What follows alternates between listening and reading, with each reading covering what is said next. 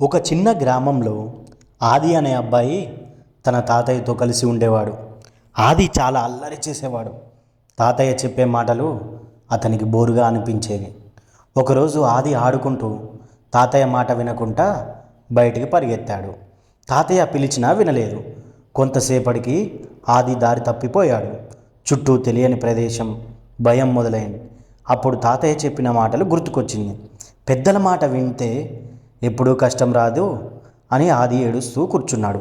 అప్పుడే తాతయ్య వచ్చి అతని దగ్గరికి తీసుకున్నాడు. తాతయ్య నవ్వుతూ అన్నాడు, ఒక్క మంచి మాట విన్నా జీవితం మారుతుంది నాన్న. అది తాతయ్యను గట్టిగా కౌగిలించుకొని, ఇంకా ఎప్పుడూ మీ మాట వినకుండా ఉండను తాతయ్య అన్నాడు. ఆ రోజు నుంచి ఆది మారిపోయాడు. తాత మాటల విలువకు అతనికి అర్థమైంది. ఈ కథ యొక్క నీతి, పెద్దల మాట వినడం మనకు రక్షణ. చిన్న వయసులో నేర్చుకున్న మంచి జీవితానికి పునాది. ఇలా చిన్నప్పుడు మీరు కూడా ఎంత అల్లరి చేశారో ఒక లైక్ అండ్ సబ్స్క్రైబ్ చేయండి ప్లీజ్.